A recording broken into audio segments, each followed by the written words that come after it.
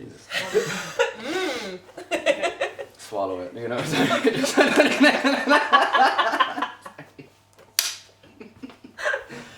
On a good note to start, anyway, I suppose. Hi, how are things? And welcome to the first inaugural episode of A Different Pint of Brew. I'm your host, Ian Brew. And today I'm joined by Emma Langford. What's up, Cara? How are you? I'm good, except for the crippling neck pain. Yeah. It's usually the point of the show is that we'll have like, you know, a nice old creamy bad boy on the show, but Emma is absolutely fucked. I'm so, struggling. yeah. I'm struggling. This is age. But it's a guys. pint of coffee, like, you know It what I mean? is. That's respect. I have a pint and it is of coffee. This is not an unsettled pint of Guinness. For any Guinness purist out there, I would not do that to you. This is coffee and it's very good. Well then, in that case, cheers. Cheers. Welcome to the show. Imagine it just. Yeah, I know. I'd be sick. It might happen throughout the interview, but Yeah.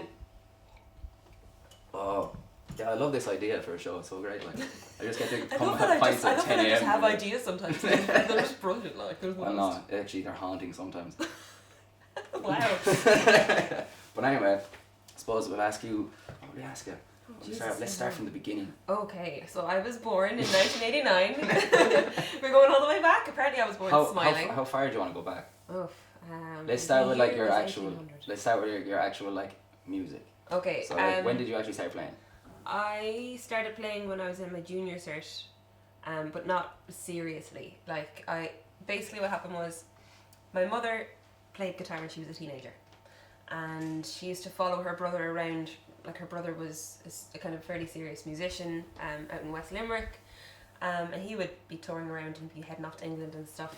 So my mom used to kind of follow him around and come along to the sing songs, and she has this amazing story about herself and her friend playing this gig where they were on either side of the stage. They had no monitors, you know, it was, you know, such a time when that wasn't really a thing, and they were both playing the same song, but they'd started in different keys, but they didn't know they'd started in different keys. So they both just ploughed through the song in different keys, pretending it was some kind of interesting harmony, and the audience was just like,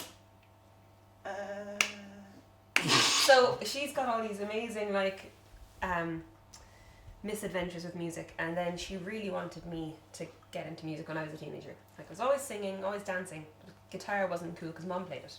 You want to do something different? Yeah. But then junior cert came up, and the only thing I was less interested in was studying. So I decided guitar was the most interesting thing in the world all of a sudden, and picked up the guitar in junior cert, was using it to procrastinate, and kind of went from there. I suppose I started writing songs around then. I've been writing poetry, I've been doing a lot of drawing, and in junior cert I discovered the likes of Avril Lavigne and Katie Tunstall, and I wanted to learn to play their songs.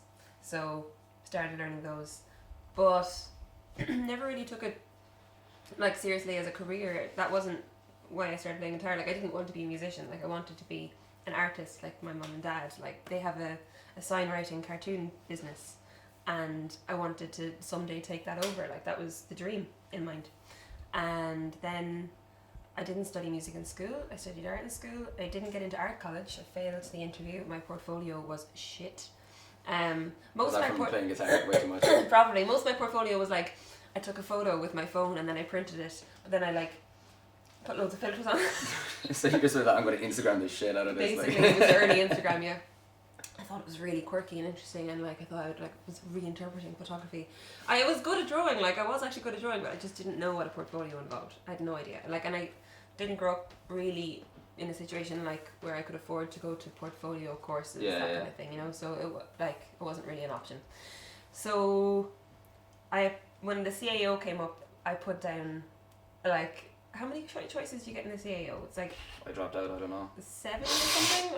I can't remember. Like, I think you're looking to the crew, just be like, guys, anyone know Google? closer to that age? Oh, I wish it was like the Joe Rogan podcast where you'd be like, yo, JB, bring it up. Like, So I think I put down like midwifery as my first choice in the CAO. That was how That's little an I cared. interesting I choice. did not want to do midwifery. I didn't expect to go to college. I had to explain to someone recently that it's midwifery, and they kept saying, no, it's obviously not, it's midwifery. And you say, oh, I got married to my wife. I'm like, I'm a midwife. no, but it's midwifery, like it is. I know it sounds funny, but it's true. It's like Hufflepuff. It's like, that's not a fucking, that's... Yeah, you know yeah. what I mean? The more you say it, the more ridiculous it sounds. Because like now I'm just thinking of like whiff, like smell. Yeah, exactly, I'm yeah. a midwife. It's like, as in, like, when the smell is going, I catch it midway, and I go, oh yeah, that's what it is going, yes, I caught a midwife. Could be someone trying to sniff you. I caught him mid-whiffing. Yes. Bit of midwifery. Anyway, so I put like midwifery, like physics, all this shit that I was never going to want to do. You know, it was not on my priorities. And down the line somewhere I put voice and dance in UL. And I got the email about that one. And I went out for the interview, did the audition, got accepted to the course, and then decided, actually, I want to run away with the circus for a year. So I went away and I worked as a street fundraiser for a year around the country. Fell in love with someone, was going to move to New Zealand with him, had my tickets booked, my visa sorted, and then I realised that actually I want to do music. So I came back to Limerick and did the BA in music, the BA voice and dance out in UL.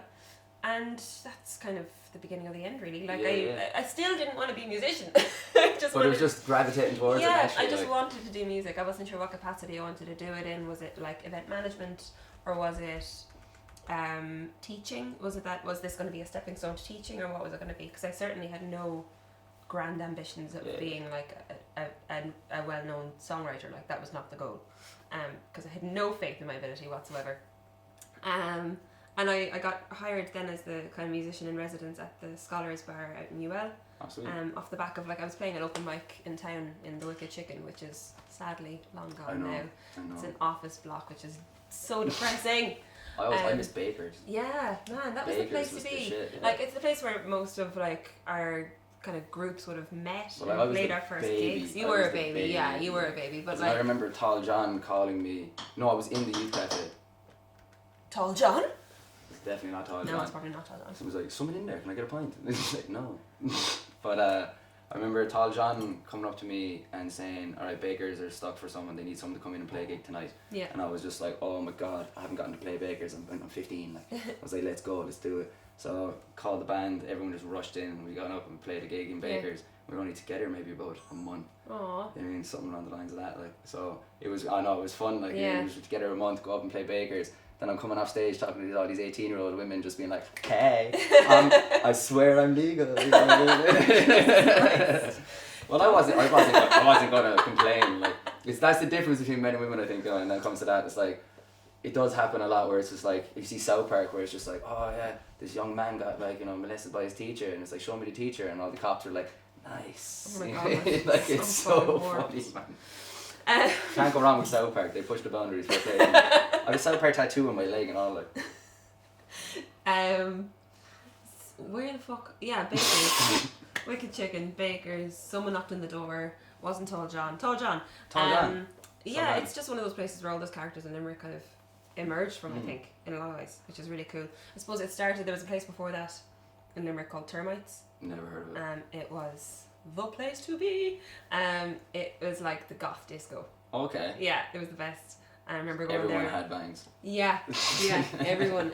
This was like, because I discovered who I was as a person through like Evanescence and Avril Lavigne and White Stripes, that kind of thing. White Stripes are my shit. Yeah, they're the best. So it was, I only had the first album of each of those artists. That was all I owned. I had 3 CDs that I played on rotation on my Walkman, like, and that was it. Which White Stripes album was it? Elephant, yeah. So I just had those 3, and I didn't want anything else. I didn't want any other music, no other CDs. I didn't want to hear the next album by Avril Lavigne. I didn't want to hear the next album by White Stripes. I just wanted those 3. So then when I was like initiated into the clubs like Termites and met my people, and I was still underage. I think my sister might have brought me there or something. But just felt like the shit. So then Bakers, I think, was the natural progression from that, where it was just the alternative underground scene. But even at that, it was like all the skaters and all that would all go up there, like, so like obviously I was skating, so like I knew everyone and they'd be going up there, like, so. And it wasn't like, I feel like Bakers and Wicked Chicken was more diverse and open. Yeah, it was kind of like a really chill Costello's. Yeah, like a really chill Costello's. Yeah, because you get prep kids in there as well. Oh, like, yeah, it wasn't anything that was. Like, I missed the fact that, like, when I was like 18, 19. I could go to Costello's on like a Thursday night and not text anyone. Like, as in, I'd just be like, I'd just go and I'd show up and I'd see everyone I know. Like, there was never a worry of it. Yeah. And now I go in there and I'm like, oh, I'm going to leave. Yeah. There's a little bit of that. Makes me feel very old. Fair play to Flan though, man. What a man. That man is like still making fibres. Like. Yeah. And like Swimming in fibres. Pretty sure his Oh, home yeah. is just wallpapered with fibres. I love the fact that when they got rid of the carpet and got a new one, someone put the old one up on Dundee Hill. Was that actually? I don't think that's true. I feel like it was. I don't think know that's if it was true. that a meme was created or someone just found a carpet and started selling squares. And to be fair, I like say if it was actually real, like as in people in Limerick would probably pay $5 for it, and Flann would just be like more fibres. Absolutely, raking in those fibres. He's a champion boy for it though. He is. I'd love a few fibres. There was an open mic upstairs in the Wicked Chicken every, I want to say Wednesday maybe, and it was like I'd never played a gig before in my life, and I used to sit outside this cafe on Catherine Street called Lulu's. I went in there looking for a waitressing job because I thought that waitressing was the most glamorous, exciting, bohemian lifestyle you could possibly have. Like, oh, sweet summer child. It kind of is in I some mean, way. it can be, depending but where then you you work. have to actually do the work. Yeah. That's yeah. the shit, If you're just lad. floating around with a pencil in your hair, not doing the work, you're Oh, fucked. yeah. So I hate getting screamed at in restaurants. yeah. It's Oh, happened I've to me done it. way too I've many done times. it.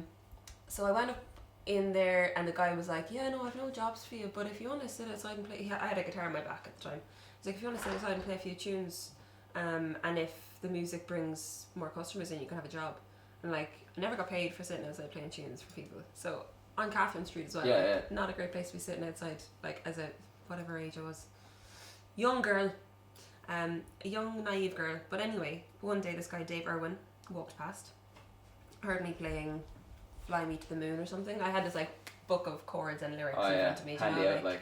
and I was just like playing a really shitty like beginner's version of "Fly Me to the Moon."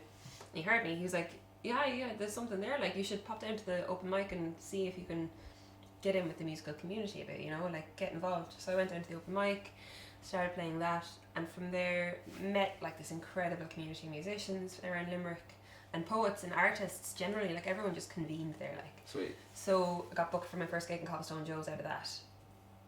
I'm not sure. I'm not 100% sure if it was her first gig, but I do remember.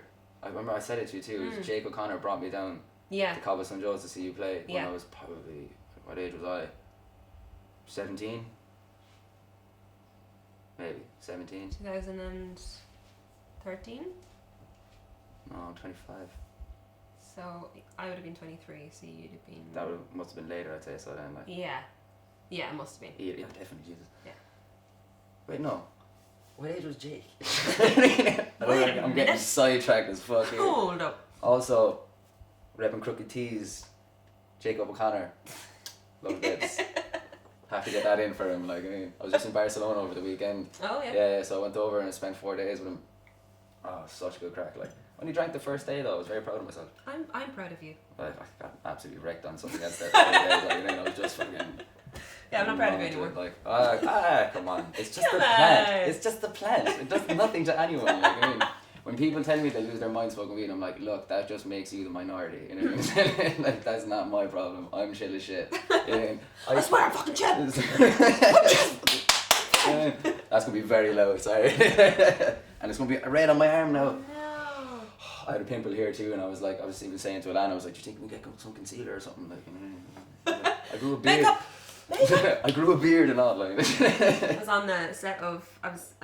This is gonna sound like such a fucking humble brag. I was in RTE for the New Year's Eve broadcast. Yeah, I saw that. And we were pre-recording that, and not like myself and the 4 girls I was working with. None of us would be like big makeup heads. Like we wouldn't be too panicked about being caught with a spot on screen.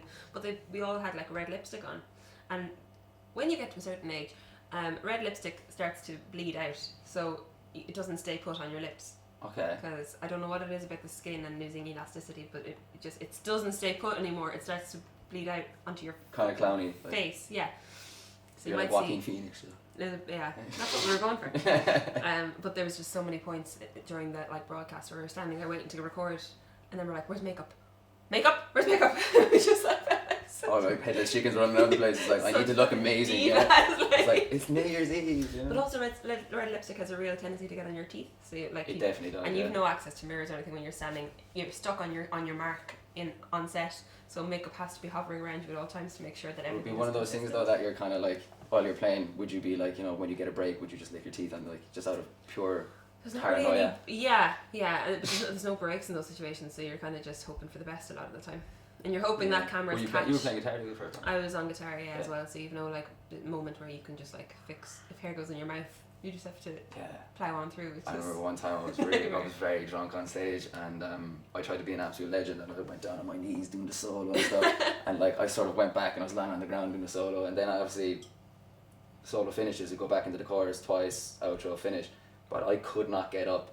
Like, and I was like trying to play the song, but I was trying to get up, and I was langers. And it was like, I think one of the lads had a video of it on his phone, and I was like, please delete it. Like, that is the most awful thing in the world. Like, so I just actually, after about 3 seconds or 4 seconds of trying to get up, like just failing miserably, I said, fuck it, and I just laid on the ground. Like a turtle. Yeah, literally. Just a hopeless motherfucker. Like, oh. Love it.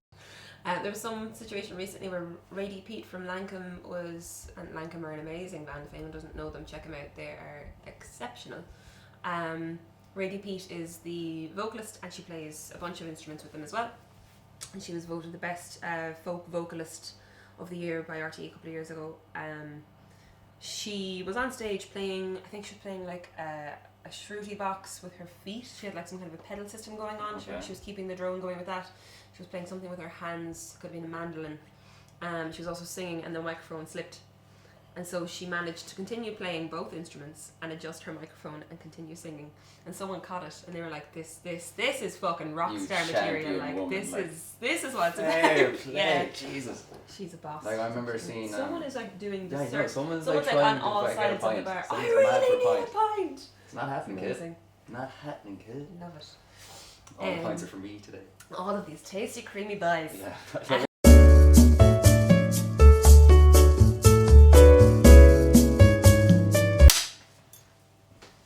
And we're back. I love the fact that like some dude's been knocking for ages trying to get in, but he actually has to he has to clear the lines. And I'm like, fuck it, I think we're in a bar, so may as well. Like. Yeah, so you might see someone like just wandering around. I've just finished watching the UK Office, and there's a janitor in it that anytime he's in the room with the camera, he just like everyone else is kind of going about their day, and like they'll occasionally look to the camera. He's just like stops and he's just like.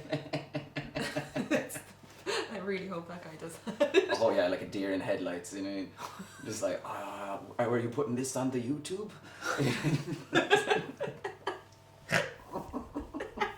Yes.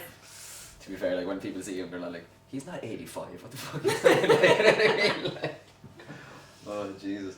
Good crack though, like. Yeah, sure. Look, this is all part of it. Yeah. The growing pains of the first show, like, you know. Indeed. Is this your first one? This is the first one, yeah. Oh, I'm popping your cherry. Exactly. I mean, I said if I'm going to get someone on for the first show, I'm getting someone class. So I was like, go on, Emma Langford. You. Oh, you. Of course, like, you know what I mean. I was in here last night for a pint, and a lovely man stopped me on my way out, and he was like, "I love your work. I've got your CD at home." I don't know who he was. I forgot to ask him his name. Where was he sitting? He was sitting here, baldy fella. Oh, I don't know. Oh. I recognise him, like, obviously from last night, but I don't know him. But like, he could have been one of the regulars, and I would know him. Like, yeah, he seemed like a nice guy. He was sweet. He's wearing a suit, so I probably don't know him either. But I don't tend to know people who like make money. And that's why she's here. And that's why I'm here. I just emptied my pockets. Literally have. What did I give Jason going to the shop today? I gave him what, 15 cents? 15 cents. I was like, go get crayons. I was like, go get crayons, and I gave him 15 cents. I was like, I'll pay you back later. Get you a half a crayon.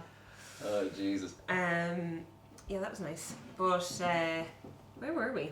You were talking about Cobblestone Joe's. Joe's. You just left, and you were starting to. Yeah, so I found the diary entries then. where I kind of decided I might make a go for it, which is really cool because I keep everything. I'm such a hoarder. If I die, burn my diaries. Burn them. This is my disclaimer. Burn all of them. Do not read them back. I overshare everywhere. You don't need them. Doesn't matter. Whatever's in there is not important. All right. Just look at my archive of Instagram stories. Exactly. It'll be fine, like, yeah. Use Twitter as my eulogy.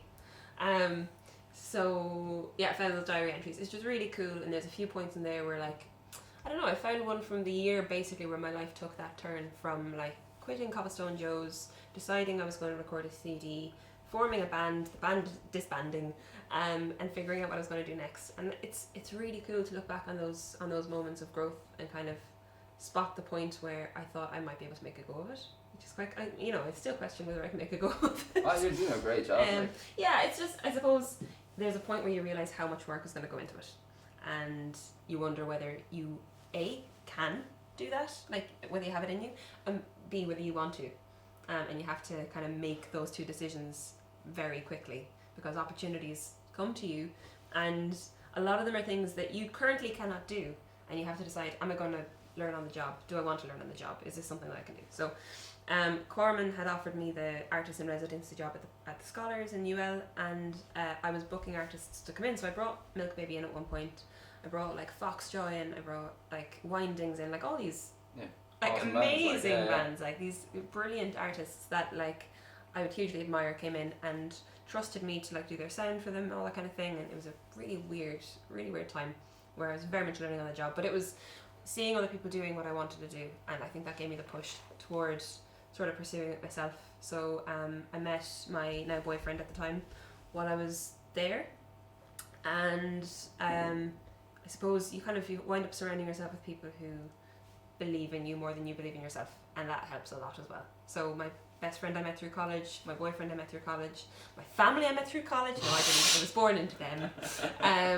But I had no choice. I had no choice. They were thrust upon me. Or you were thrust upon them, or I was indeed, yes. And then my boyfriend, no, do not say that. Don't. Yeah. No, this is recorded. Thrust upon is Yeah. weird too. It's an odd. Yeah. Yeah. I mean, it's literary, so it's fine, but still. This is not thrust in. As long as we stay away from that, we're okay. Oh wait, that's what I was avoiding saying. Yeah, I know, but I can't Then help you myself. just went for it. Yeah. Went for it. To be fair, I've been very tame so far. You have. I've been very tame so I'm far. very impressed. So yeah, that's kind of the breaking point where I finished my degree, was working in a bar, was waiting tables. Then I was offered a job at Music Generation. Then I was unoffered the job at Music Generation, and and I decided I would go for it with recording and writing songs and seeing how that went. Sweet. Hello. Welcome. How's it going? How are you doing? So yeah, now I suppose I am where I am. I'm not sure. Yeah, I kind of find it hard to chart anything from that point. It's all a bit of a blur. So it's over to you. Well, I think one thing that people don't fucking realise when it comes to actually being a professional musician is that it is a job. Yeah. Like, it is an actual job. Like, as in, like, when I was in Germany, we'd wake up in the morning, have a smoke. Because it's not that kind of job where I have a boss, you know. Have a smoke, we'd sit down, we'd play guitar. Like, first thing, we wouldn't even, like, or I have to pick up the guitar. It would just be like, I'd naturally just get up, I'd sit on the couch, I'd start playing guitar. Adam would wake up, he'd sit on the couch, he'd start playing guitar.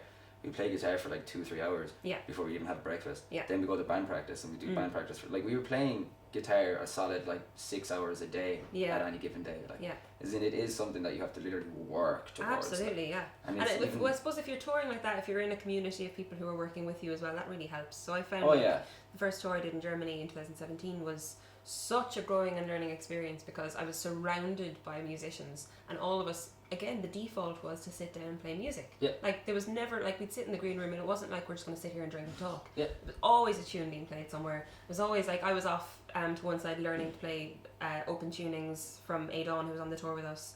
Like, everyone was like teaching each other and working together and learning, and you're always on the job, which is, it's a really nice way to be if it's something you love doing. Like, well, if it's something that you just enjoy doing regardless, then like it doesn't feel like work ever. Getting cozy. But I remember, like, specifically, like, having that conversation though, like, not with myself, like, because it was myself and Adam were in it together. Like, we moved to Germany, we dropped out of school, moved to Germany, and said, let's find musicians and start a band. Yeah. And we were like, we're going to make a go at it. So, like, having that conscious decision though, when we actually got, like, the label and all that kind of stuff happened, like, we did actually have to, like, speak to each other and say, okay, we've kind of gotten what we wanted. Yeah. But now we have to, like, that's the easy part. Yeah. You know what I mean? Now the actual work begins. Now, like, that's when we started, like, getting a different mentality towards it. Yeah. But one thing I will say, and one thing that I did want to talk to you about, is your absolute hatred of record labels. I don't hate record labels. Really? No? I don't hate them. I just don't think they're for me. It's something I've always kind of, it's always been a thing, a spectre around me, an issue, because the assumption when you want to make a career in music is that you want to be on a label. And from the day I started, I remember one of my very first interviews in 95 FM, and they were asking, you know, I'm sure, they were asking if I was interested in working with a label, was I looking for a label kind of thing. And at the time, I remember very vehemently saying, no, I have no interest. I want to do this all on my own. I want both hands on the steering wheel, complete creative control. And it was a bit naive of me at the time, to be honest, because I can see how like a publishing deal, a record label, all that stuff can really help some artists. For me, I just don't think... I do like to have creative control. I also like to have autonomy in terms of how often I release a record, how much writing I need to be doing on a given week or a given month, all that kind of stuff. And I don't think the pressure of being on a label would suit me as a person. Whatever about my creative career, and maybe there will come a point where I've gotten to a stage where I have 3 albums up my sleeve that are ready to be released. A record label is really going to suit me right now, you know, because I have them ready to go. Whoever I'm working with understands my vision. We share the same idea, and we can work together. But I just think when you're a new artist, you hear about it so often where a label comes on, takes on an artist, sorry, Freudian slip, and makes all those decisions for them. Because obviously the label does know the industry better than a new artist starting out. But they're making all these calls and they're sort of curating an image around the artist. And I think that's the side of it that kind of spooks me, is where the person hasn't had a chance to express themselves to the world themselves yet. Yeah. They already have someone else speaking in their voice for them, and kind of puppeteering their career a little bit. And I suppose maybe it's a bit of an Irish thing. I'm not sure what it is, but I personally just take a lot of pride in having curated that image for myself, whatever that image might be. I don't even know.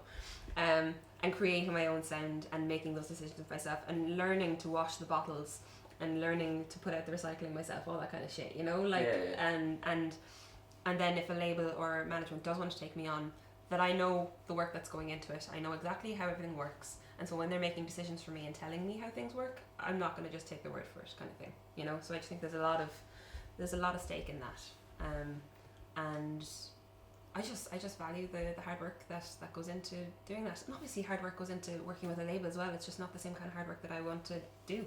Well, on a given day, what would you like? Not on a given day, like you're not going to do loads of shit in a day, but like we'll say like in a month. Like if you're organising everything, it's all you. Like, you know, 100% you. Like you have full control of everything that is going on. Like, full control and full responsibility for everything. Yeah. Do you love it though? There are days when I hate it. It's kind of like having a child. Like you have to think. You have to be 5 steps ahead all the time. And I'm someone who I would fucking love to be living life whimsically and spontaneously. Like I'd love to be able to just take off to Mexico tomorrow, you know. And see what happens, and then, you know, a gig will come up, it'll be fine, kind of thing. But I'm very conscious that I've got a bunch of musicians that I'm working with that I have to look after to make sure that they have income coming up, and I have to make sure that all of those musicians are reliable as well. I need to make sure that they can transport themselves to gigs. I need to make sure that their instruments are intact. I need to make sure that, you know, if I'm touring Germany with 2 other musicians, I have to make sure they have up-to-date driving licenses, passports, visas for getting to, because they're both American. I have to make sure they can come to America, that they have insurance, because if anything happens to them, while I don't technically have a responsibility for them, I do have a duty of care, because I have invited them to come to Germany with me under my name. So anything they do in Germany is my responsibility. They're an extension of you. Exactly. So if they misrepresent me, that's damaging my brand, which is so shit. But it's just, you know, it is how it is though. Yeah, really weird. It's just the reality of it. So it's that kind of thing. It's like planning, you know, the album is due out online at the end of February. I'm bringing it to Germany first. I have to be thinking about like which company I'm going to work with to print it. I have to get the artwork done, working with the graphic designer to put that together. There's making sure everyone is credited, and then once the album is out, there's making sure it's all registered online for IMRO, so I'm getting the royalties, getting it out to radio, press, all that stuff. And there's a million things. You have to be 5 steps ahead of yourself all the time, and it's a lot to think about, and it'd be great to have someone on board to help, but I suppose I'm learning to delegate, and I'm learning to ask. It's not, you know, you don't necessarily need a manager or a god. It's me, Margaret. Is there a house up there? No. Oh, was this just the guy? It's just the dude. I see. He's having a jig. Nice. Having a little dance. He knows Emma Langford's in the house, he's bopping upstairs, listening to Goodbye Hawaii, just fucking... Oh, actually, a question for you. You know that you were saying that it was Goodbye Hawaii, it got like released in Korea? Yeah. I was like, the very second I read that, you didn't say north or south, and I just got this beautiful image of like Kim Jong-un just bopping through it, like, in his palace with his boys, just living Man, the I dream. hope so. That would be unreal. Yeah, I have then a he might Korean invite you distributor. over. Yeah, I wonder actually, because I have a Korean distributor at the moment, and I think you're thinking of the one. It was Russia. The Sorry, one, fuck. It's like, no one wanted that. the Winding Way Down to Kells Bay has gotten a lot of traction in Russia now, which is really weird. This Russian blogger, like he does this thing on YouTube where he'll watch like a bunch of videos and he goes through them and like looks at different elements of them and talks to his viewers about them and like what he loves about them, and then encourages them to go and comment on that video or follow that person. So he did that with the Winding Way Down to Kells Bay, and Sweet. he was like, I'm not entirely sure what he was saying in the video, but something about like, oh, you get the real like Irish mysticism in this video, and her voice is so ethereal, all this kind of stuff, and then loads of like Russian people have started like clicked into it and like left comments. So my entire comment thread on the Winding Way Down to Kells Bay is like 95% Russians. It's just da. Yeah. Yeah. It's all It's in the that. only Russian I I know. wonder what that alphabet is called. That Russian. I didn't realize that they use a different alphabet there. So it's all. Oh, it's mad. Like, Yeah. it's absolutely mental. It's very cool. So I dated a Russian, not Russian, she was half Australian, half Russian, but I dated her before, and like, it was the only time I was ever like, okay, tell me some shit in Russian. And it was the only language to this day that I just couldn't even try repeat after it, like. I think I've learned some. Is it Lithuanian? I think. That exists, yes. I'm trying to remember. I remember learning one verse. So I can speak Spanish, I can speak French, German, and Irish, but I've never gone near Eastern European languages because That's exactly they're a what I whole thought. different. Not really anymore, but I'll get back in. Put me on the spot there. I have not to get gonna lie. back in practice for March. So I learned a verse which I think actually, you know, it might be Polish. I'm so sorry to anyone who's Eastern European who's watching. But it's a verse They that's don't like like me, Puco, fucking puco, klasto, nemam rauček jedenasto, which What? is like I clean all day and there's no release, which is like yay. For like that much words you have. Puco, klasto, nemam rauček jedenasto. Jesus Christ. He's on the phone now. I love it. I think this is adequate. I think it is adding to it in a sense where it's just like, if people who know me that are going to watch this, they're just going to be like, of course. Yeah. Of course, Ian fucked this up again. Classic this guy. Brew, you fucking champion boy. Oh, that should be the picture if we get it framed. I really wanted to, I asked people for a glockenspiel the other day. I was like, I'd love to start the show with like a glockenspiel with Emma. We both sit there and go, a different pint of brew. Ring. Yeah, you'd have to do Yeah, it. Like, I yeah. was like, I'm going to do it. Oh man. I couldn't find a glockenspiel and I was going to text you and all, but I thought you would think I'm mad if I just text you out of nowhere saying, do you have a glockenspiel? I've had weirder texts. I wouldn't worry about it. I would assume so. Mm. That's not too weird because you're a musician actually, now I think about it. It's pretty standard. Yeah, it's pretty standard. It's like, do you have this instrument? What a weirdo. It's a man, An instrument? What do you want with a glockenspiel, you perv? You know? I know Spiel is play. I speak German. Ja, im 2 Monat Emma kommt, yeah? That's for my German fans. Thanks. Yeah. Appreciate it. I said in 2 I months. know, yeah, no, okay. yeah. Just gonna go down here. Fuck's sake. And then I think you're a prick. She knows me long enough to know I am. But what did I say earlier? I'm good looking, so I can get away with it. Yeah, I was listening. So I was paying attention to that muppet, you know. How's the coffee? It's very tepid. Oh, it's gotten to that point now. Tepid. Should I top it up with some Guinness then? No, please. Oh, God, no. Where were we? Ask me something else. I don't know. Yeah, I'll ask you something else. Alright, so for as far as like the industry goes, as in, I look like kind of, are you okay? Yeah. Yeah. Just posture. Like the cuts are going to annoy me because I'm like this all the time. I'm fucking changing position. Just keep it one through away. It's great. Yeah, no, I'm just going to stay at Richards. Great. With your hat at random different angles in every shot. No, it needs to stay perfect. I hate my hair so much at the moment. Why? Just because like one of the girls said to me, "Would you please grow long again? Please grow long again." And I was like, because I love you, I will. Mm-hmm. But I forgot how much of a bollocks it is. Like, because it's so curly and like fucking, It's lovely. it's mad though at the same time, like. Oh, it's so There's cute. loads of- Isn't this hair lovely? It's lovely. Lovely. I love the hair. fact that there's like mirrors everywhere here. You know what I mean? This is my favourite part that I've ever worked in, because I'm just looking at myself constantly.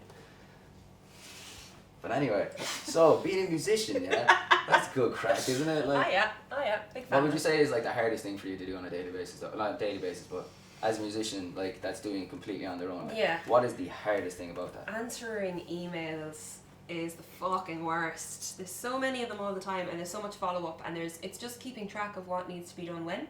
So there was a time when I was really good at it. Like I was micromanaging my own life. I was fucking anal retentive about everything. And I've so I'm very prone to anxiety. So that manifested before as staying on top of everything and answering everything as it comes in, and being on the ball and answering every email immediately and answering the phone whenever it rang, kind of thing. And I got to a point where I just burnt out because there was just so much to do all the time, and I decided I would relax. I would have office hours, I would answer emails in the morning and the evening, and that would be it. And I've gone the other direction now, so my anxiety now is manifesting as it'll be fine tomorrow. And then future Emma hates me because there's you kind of fucked her 25 over. emails now that haven't been answered, and there's people following up by the way, just that thing, because we have our newsletter going out tomorrow, so I just need that thing that you said you would do. And I fucking hate, I've organised gigs, I book shit all the time, and I get so wound up by people just not answering emails and sending me their pictures. Wow, why are they called dick pics and not pictures? Oh, pictures! Oh my god. Can we coin it on the show now? Yes. You've had it, that's it. They're not dick pics Patent anymore. pending. They're pictures. That's such a English-Irish thing though. You know? Yeah, it actually So, is. well, no, that's a good thing. Yeah. It doesn't have to be Americanized all the time. What I think is so funny about you though is that I'm not sure. I'd love to ask you this question actually. I'm not sure if you You did it are. I'm not sure if you did it in the way I looked at it anyway. It was smart marketing. Very Okay. good. It was when you went to America. It's marketing. Marketing. When you we're coining so much. When you went to America to play, it was Milwaukee, wasn't it? Yeah. Yeah. When you went over there, it was you were surrounded by a lot of Irish trad musicians and folk musicians. It was a very Irish occasion. Yeah. So there was Goodbye Hawaii that you did, and I was like, oh okay.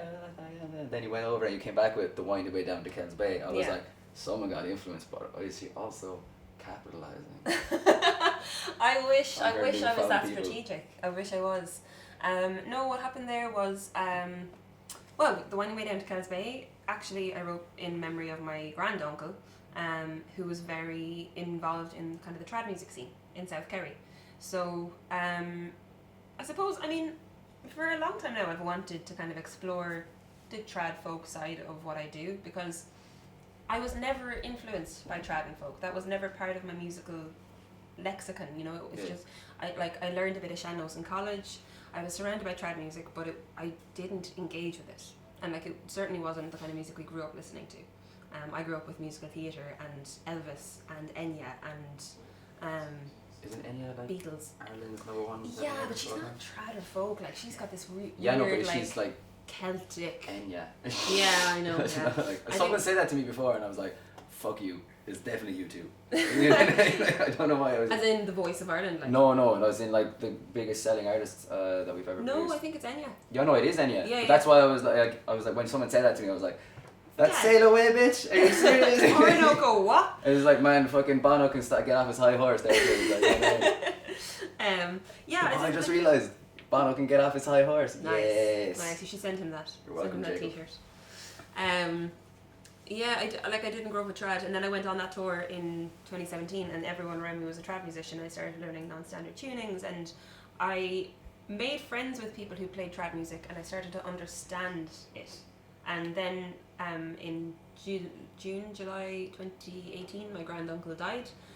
The week that he died, I went to South Kerry and I was visiting him, and went to his local for their sing-song, and everyone was playing these beautiful trad songs, and they're all songs that they're songs of the place. So the reason they set up this kind of session where everyone brought a song was because a lot of their local music was being lost, because it wasn't written down, it wasn't recorded. So everyone would learn one song off by heart, and they'd bring it to the sing-song, and they would do it often enough that everyone in the group would have learned it by a certain point. I thought that was really beautiful. That is really cool. And he had been insistent that I come along to the sing song for forever. He really wanted me to meet his friends, which was really cute. And I kept putting it off because I don't play trad. Like, I was really uncomfortable with being in a group of people where I didn't play music that was part of their genre. And then this night I eventually made it along with my parents. We were up till the wee small hours of the morning. I joined in, I played a couple of my own tunes and sang harmonies with people in the group that wanted harmonies and just got stuck in. And then the next day he died. And I wanted to write something then. So I played at his funeral, but I played a song that he loved, which was The Castle of Dromore, and I learned it for the funeral. Must learn it again actually because it's a really gorgeous song. But after that, I wanted to write something that fit their location. I wanted to write something in honour of them, and something that was a song of the place that I could bring to that sing song in the future and not feel out of place there, and that they could celebrate it, you know. So I wrote The Winding Down to Kells Bay. It took me a long time to feel comfortable with sharing it and to want to release it because it's a very personal song, and yeah, it's a funny one because when I released it and I played it in July. I played this massive gig at the Marquee in Limerick, the Limerick Summer Music out in where was it? Old Crescent Rugby Club. Yeah, Played it that out was a there. big gig for you. Yeah, it was Big massive. gig for you. And I remember someone coming up to me afterwards and saying, you need to bring that song to Milwaukee because the Americans will fucking love that shit.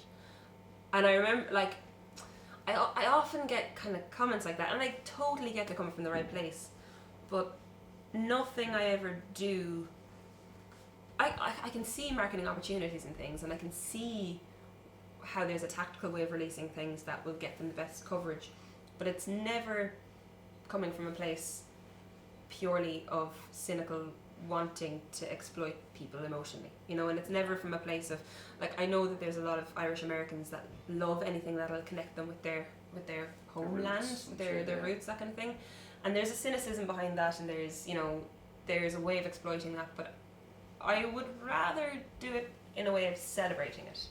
And if people connect with that song, there's a lot of people, as it turns out, that know Cahir Savine and know Kells Bay. I thought it was just a place my granduncle lived. I didn't think it was a well-known place. So when I released the song, I sent it to Fiachan O'Brien on RT Radio 1 because he's been an amazing ambassador for my music for a long time. I sent it up to Lynette Faye and BBC Radio Ulster. Similarly, she's been a great champion of my music. Both of them came back to me saying, I can't believe this is a song about Kells Bay. I love Kells Bay. Really? Fiachan O'Brien's granddad is from Kells Bay. He'd never met him. And but whenever he goes there, he feels like he's gone back to where he's from. And Lynette wound up accidentally going to Kells Bay for New Year's one year, and it was her most memorable New Year's. They have this New Year's Day swim. Everyone goes into the sea, freezing cold. They come out and there's someone waiting with a hot whiskey for them and a towel. And my cousins near the sea have a house with a sauna, so they invite people in to use the sauna after the New Year's Day swim as well. So like, it's beautiful, like, it's really gorgeous, and lots of people, because it's such a small place and a tight knit community who are really open to people coming in and seeing the place and enjoying the place. It means that there's so many people around the world and around the country that have these really beautiful memories of it. Yeah. So I just released the song for Cahir Savine. I released it for the people living there. But then all these people wrote to me saying that they have their own connection with the place, and it took off that way. It is a beautiful tune though. It's gone done really well. I love the video too for it. Like, yeah, it's like, gorgeous. It was lovely. Like, yeah. That was really challenging because I went with this lovely guy called Jonas. Was it cold as shit? Was it cold It as was shit? bitterly cold, yeah, really, really cold. But this kid, Jonas, he makes beautiful videos for weddings. And I saw his work and it really matched the kind of atmosphere and the energy of what I wanted to capture with my music video. But bringing him to Kells Bay, I realised that I have such a personal connection to this place, and there's so many things I want to capture and want to see in a certain way, and there's no way he could possibly understand. Like, he wasn't here when my granduncle, because he died, had a heart attack in the sea, and we all went down to him, and we were there when the emergency services were working on the beach. And when Jonas brought me to the beach to get the shot, he walked me to exactly where my granduncle had been brought onto the beach to be worked on. But Jonas had no idea, like, he wasn't there. Okay, I thought it was something he did creatively to get something from you. He didn't have a clue, like, so it was a really challenging video to make and to kind of capture. Like, and there's points where he brought me up to the road that looks down on Kells Bay, so you can see exactly. You can see the beach. You can see everyone's houses and everything. Yeah, and he brought me up there. He brought me up there to get that shot, looking down on it, and it was the exact moment, the weekend that Eamon died, that like we had gone up there, and I wanted to get that photo because I didn't know if I'd ever come back. Yeah. Kind of thing, and it was gorgeous. Like, but it was a challenging song to release. And I'm really glad it's been received the way it has, because Goodbye Hawaii had its personal connections for me. You know, it's a song about the disintegration of a relationship. Yeah, I love the video too. Like, yeah, I really did. And Shane Serrano made an amazing job. Shane's actually going to be one of the lads I interviewed. Oh, brilliant! Because like obviously with Foxshot and everything, like those boys are very DIY. You know what I mean? Yeah. Isn't like Shane is the man that has done it all on his own. Yeah, like, and he's found so many ways. I just think it's really interesting when you meet someone who's like finding so many avenues into music. Like, it's not just about getting up on a stage and playing tunes, it's everything around it. Yeah. Like, he's made such a career for himself out of using every possible skill he has, which is I think is just brilliant. Like, he's an absolute animal. Yeah. Like, even for me, like I was as a musician, I look up to Shane just in the scene, like, of course. Yeah. And then as like a budding filmmaker, Yeah. he's so good. Yeah. Like, every time they've done a music video, I know it's Shane doing it, obviously, and I'm just like, I bet you anyone he's gonna nail it. And like, he does every time. Yeah, I love that he has a very distinct palette. Like, it's something, you know, you hear a song by someone, and you can tell it's them before their voice even kicks in, because whatever it is, like the styling, there's like a rhythm to it, or there's something there's some flavour to it that you can just tell it's them. Yeah, there's that little special sauce. Exactly, yeah. I've got a friend in Galway, he's from Limerick actually, Dylan Murphy, and he's a brilliant songwriter, and there was some song on the radio and it sounded very like him. It sounded like someone was doing a cover of one of his songs, and I sent it to him. I was like, this sounds like something you wrote that someone's covered. And he was like, I didn't even know I had a sound. I didn't realise this was a thing. Go me. Yeah. The same with us for Arctic Monkeys, man. The amount of time is in like, if you ever listen to the Birdwatchers, like the amount of people that would just say like, oh, getting real Arctic Monkeys. We did this one interview in Germany. It was like fucking the day after my birthday.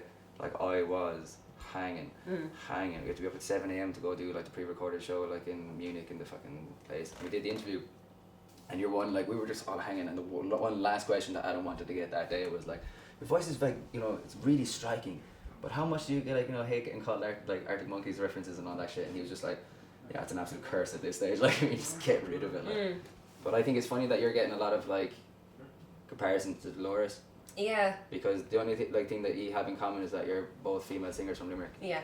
Like, is it but even like your voice though, like, as in, I just don't hear it at all. No. Very different. We're entirely different vocalists. But you know, it's the funny thing. You're a champion now. You know, I'm the fucking winner. I'm the winner. No, it's a thing with music. It's a danger with music. When you're a female artist, is that you are always going to be compared, because the ratio is that bit skewed. You're always going to be compared to the next female singer. Like, you're not going to see. I'm trying to think of a really well-known Limerick male singer artist. I mean, it's probably easier to. Glenn Scully. He may not be the most famous man, but he's the man to me. He's pretty damn talented. Leading armies, get back together, you bastards. Please. I heard a rumour of something. Oh, well, there's going to be a bit of buzz about it now. I would love to see them play again. It's probably maybe easier to like look at maybe actors, so like Richard Harris. Yeah. You know, you're not gonna see a rising Limerick actor be compared to Richard Harris. Yeah, you know, I don't just think because so. Just they're because both he's Richard Harris. Actors from Limerick, but there's something in being a female singer from Limerick. Instantly, there's going to be a parallel drawn, which is dangerous, and it's lovely in a lot of senses, and I feel very honoured by it, but we're so far from each other in a lot of ways. I'd love to have worked with her. I'd love to have hung out with her. I'd love to have fought with her about things, because I think we have very different opinions on a lot of stuff. But I'd like to be a fly on the wall for that. Yeah, it would have been interesting. Yeah, two very strong personalities, which means divas. Well, if you sing in front of people, you kind of have to be like. Yeah, well, I mean, you have to just stand your ground and kind of be sure of yourself, and that can be confused as as being into it Arrogance. sometimes, or the arrogance, which is I embrace it. yeah. I embrace the cockiness. Yeah. Like I really do. I think it's one of those things that like, if I go overboard cocky, it's because I think it's funny, and I know it's going to get a reaction from someone. They're like, "Oh, you're such a cunt," and I'm like. Like when I get bored, it amuses me to piss people off like a little bit, just a little bit. Yeah. So I'll go cocky as shit. But at the end of the day, I do have full belief in my capabilities, and I do have full belief in myself that like I will make I will make goals, I'll make plans, and I will actually go and attain whatever I need to attain to make that happen. So what you're telling me is you're a psychopath. Sociopath, I think more. Oh, okay, cool. Because like I don't know, Cool. You heard it here first, I'm not 100% sure what the difference is between the two, but one of them sounds like he kills people, and one of them sounds like he makes money. No, no, they both. I think they both do both. Yeah, I was reading John Ronson's psychopath test recently, and it's a really good book. It's really interesting. But psychopaths are someone who lacks empathy or lacks compassion, lacks contrition. So it's someone who like has no feelings, like. Yeah, basically. Dennis Reynolds. Yeah, and will kind of just do what they need to. It's not so much about success. They have their own personal gauge for success, whereas a sociopath, I think, is more about kind of public perception and. Definitely a sociopath. Sweet. Thank you. Why do you think there's cameras here? You know? Imagine if this whole thing was edited just down to you talking. Imagine, yeah, I just got rid of this camera over here. It's just me then, like, at home masturbating to myself. Like, Nice. That hasn't happened yet, but you never know. Like, I mean, it's a crazy world we live in. It sure is. There's one thing I've learned. So, one thing, I keep saying one thing. Pints are gone. I'm so one sad. more thing. One more thing, Jackie! Sorry, that's not racist. That's Jackie Chan Adventures' uncle. You know it. Yeah. Thank God, Jesus Christ. I used to collect all the talismans when I was a child. Oh. Yeah, I got every like magazine. It was like I had a whole like case and everything. And it was like Jackie Chan. Class. Love Jackie Chan. More of a Bruce Lee fan myself, like, you know. But at the same time, Jackie's the man. But I think one thing that sets you apart from everyone at the moment is the fact that like, one, you market yourself incredibly well. Like, I always, like, every day you have something up, like you're constantly pushing yourself. But for anyone else that's like, because I know a lot of musicians like in Limerick that I've met that are younger singers that look up to you. Like, Really? Yeah. Weird. I'm very small. Yeah, I know, I was about to say, I was like, not in the terms of height, because she's actually somewhat tall. But anyway, I've met a few people anyway that have just been saying like they love the fact that what you're doing is kind of setting the tone. That wasn't a fart, I just moved my Yeah, I was about to confirm that too. I was like, that was me. I was about to take the blame. Oh, and I was like, Do you remember I got on a couch and you're like, I was in physio yesterday and I was on the couch and my shoes kept like squeaking on the thing, but then I had to like keep doing it because you were like, no, I need you to know. Yeah. Oh, my shoes aren't squeaky. Marble doesn't work. No. I'd have to lick it first. I think I'm not going to do that. You know, I think got it. This is gold. This is solid interviewing, right? You know Yeah. what I mean? So this document is gonna be amazing. But no, I think you're setting the tone for people.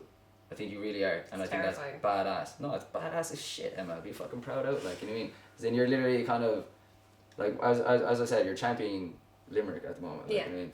But you're also like flying the flag for like young musicians who want to come and just do it themselves and just play music. for Yeah, the and whole you know what? I actually do hope that I am encouraging people in that way, and that's part of like what I want to do as much as possible is empower people to realize. Like when I put that gig together in July last year, it was the biggest gig I've done. I've put together. I was like, there was a choir, there was dancers, there was fucking circus, but a big driving force behind that for me was that any gig I've seen on that scale run in Limerick, the artist has had label backing behind them. And I wanted to show that you don't need it. I want to show that like you can do it yourself. Work with your community. Oh my god, Jason. Did you just slap the camera? What did the camera ever do to you? Like work with your community, use what you have available to you. Like Limerick is the kind of place where you can do that, and it's just beautiful when it happens, when it comes together. And like if I can encourage other people to do that and to like not rely on some guy in a suit to come into your life and rescue you, like great, brilliant. Like no one is going to give you permission to do these things. You have to just do them. And like releasing an album independently and getting national radio play and getting on the playlist, all that stuff, it's about building your network, communicating with people, creating a community around your music and enjoying it. And being vocal about that and being yourself and retaining your personality through all that, like, it's hard. I'm in a very privileged position to be able to do it, but you know, if I can encourage younger people to do that, and you know, I'm seeing Powpig coming up now in the ranks, and they're fucking amazing, like the likes of them.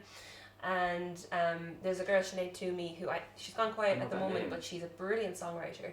Kaylee O'Brien, like there's some really fantastic musicians coming up through the ranks now, and if they can stick with it and retain their integrity and their musical abilities, are only going to grow. Like, you know, they're all sensation artists. They're not going to need someone to come into their life and rescue them. You know, they can do it themselves. But if I can help, keep doing, if I can help, if I can encourage anyone, if I can keep doing what I'm doing, purely just to show them that you can. Also, it's for me, it's a bit daunting to hear that anyone looks up to me or kind of is looking to me for inspiration, because I strongly believe that at any point in your career you can change your mind about what you want to do. So if tomorrow I turn around and decide that I actually want to go into medicine, don't want to be a musician anymore, I would hate to think that would discourage anyone else from being a musician, or from, you know, I would hate for someone to look at that and go, oh, she failed, you know, she gave up on music. But because it's not about that. Like, you can still be who you are. Like, who I am is not a musician. I do music, and I'm a singer-songwriter. I write songs and I sing, but I'm also Emma Langford, and I love drawing, and I love so many things. Like, I love dogs. Sagittarius, like long walks on the beach. You know yeah, what you don't know how I take Syria, but like, I could decide I want to set up a dog rescue tomorrow. You see, Kathy Davey has set up a pony rescue, and she's focusing her life on that, and then she released an album in the middle of that. Like, but she's not pigeonholed herself into one thing. I think the danger in society is people want you to be one thing so they can market you as that. Yeah. But you have to be willing to be your own person and do what you want to do. And it's the weirdest thing, but the best advice I've ever gotten in my life was from, it wasn't directly from him, I wasn't talking to him, but it was from Brendan O'Carroll, the comedian. Yeah. He was on the radio. I can't remember who was interviewing him, but they asked him what piece of life advice he wanted to give to younger people, and his advice was, you can always change your mind. It's never too late to change your mind. So whatever it is you're doing, if you don't want to do that anymore, if you want to work hard at doing something else, fucking do it. Just do it. Doesn't matter. Alright, I'm off. Fuck this now. Thank you for that inspiration.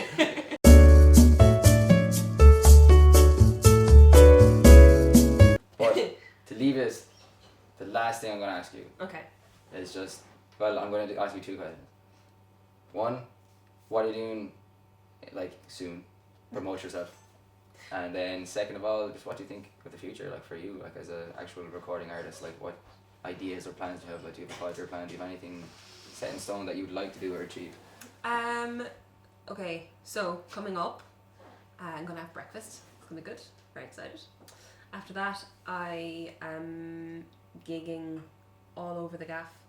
I've taken a step back from gigging in Ireland because the circuit is beautiful and I love it, but I've been doing it relentlessly for about 3 years now. And you don't oversaturate it? Yeah, I just think from the point of view of like an audience perspective and my own perspective, I want to keep it fresh, and I really want to love it, you know? I want to love doing it. So people are gesticulating. Yeah, that's weird. It's fine though, relax, guys. Okay. So if someone having a panic attack there, you know the monkey in Chris's closet in Family Guy. You point. I will use your edit of you actually at the camera because I was over this way for some reason. I feel like there's probably we'll probably splice it. So I'm taking a step back from gigging in Ireland at the moment. I've got like 4 shows coming up in Ireland. So I've got like 2 as part of Music Minds Festival, which is one in Doolin. It's a brand new festival and it's really cool and it's all around the industry. It's kind of like focused on industry people, so it's affordable. It's like €45 for a 3-day festival, which is great. Loads of panels and workshops. You've got people coming in who are like pros at like looping and sampling, all that kind of stuff, and teaching people how to do it. And then there's panel talks. So I'm on 2 panel talks this weekend about my DIY approach to my career, and then I'm playing as part of Temple Bar Trad Fest, which is on later this month in Lost Lane. And then I am flying to London for Bridget's Day. The London Irish Centre asked me to go over and play a few tunes, so I'm doing Second that. hand. This is my. I've been over to London a couple of times now. This is kind of probably one of my nicer gigs, I would say, because it's on a panel with like some people I really admire, just like brilliant industry professionals. So one of my more legitimate London gigs, I would say. Very nice. I've done it's a really gorgeous festival, which is still in its early days and it's great crack. But this is the first kind of properly promoted London gig, so I'm excited about that. And then February 21st, I have a gig in Clare, which is going to be lovely. I'll be there. You will. And that's called the Estuary Sessions, and it's again a brand new gig, but it's kind of focused on introducing new musicians to a small community, which I love. I love that kind of initiative. It's always really good fun to be part of. So slick. She just did a whole thing to get past us, and we just went, let's notice her. You know? What's going on over there? So there's that, and then in March I'm flying off to Germany for 3 weeks, starting in Austria and then doing Germany for 3 weeks with my trio. Then the UK in June, and then I was hoping to go to America in August for a couple of gigs. I haven't booked anything yet, and I don't have a visa, so I don't know if it's gonna happen. Yeah, what do you have to do to get a visa over there though for that? There's Like actually, it has to be a working visa of some Yeah, sort. it's Isn't this it? whole thing where you have to prove your cultural significance to get an alien of cultural significance, I think is what it's called. Okay. So I don't know if I'll get that. I don't know if I'll get the gigs. I'm hoping to get over there because I had a really good time last year in Milwaukee, but and I want to build on that. But it's hard. It's really hard to organise that yourself if you've no representation. So fingers crossed. And then I'm releasing the album in Ireland on tour in the autumn. Very nice. So the album is coming out the 29th of February online, and I like that because it can only be celebrated once every 4 years then. So That is really cool, actually. Yeah. Yeah, I didn't even think about that there. It was like the thing on someone posted it recently. It was like if you cancel your Netflix subscription and then you start it up in 1st of February, they'll try charge you on the 29th, so you'll have 4 years for your Netflix. oh I don't think that's true. That's definitely, it's just a meme. Yeah, that sounds I'm like a not meme. going to be like, yeah, I'm not going to definitely do a it fact. just to be. I could actually give it a go. To be fair though, you Yeah. never know. If we fuck up with their systems, like. Interesting. Leap years are weird. We're a weird species. Yeah, I remember when I lived in Germany, I convinced everyone that we didn't have Tuesdays. We just had longer days. Yeah. My boyfriend worked in the International Society in UL, and they told some of their international students that the singular is shoop, plural is sheep. And if you rub them too hard, they get so static that they explode. So yeah, it's fun to be cruel to international students. Yeah, kinda. Well, like cruel. Cruel is a cruel word to use. It's true. Yeah. Just Yeah, more. harsh. We're Irish. We take the fucking piss. Like. Ah yeah, it's Yeah. It's part of our identity. Part of our identity. Jesus, long-term plan. I don't know. I want to get this album out. I'm really excited about this album. It's fucking good. Like I'm really excited about it. The music. What's funny is the last album, Quiet Giant.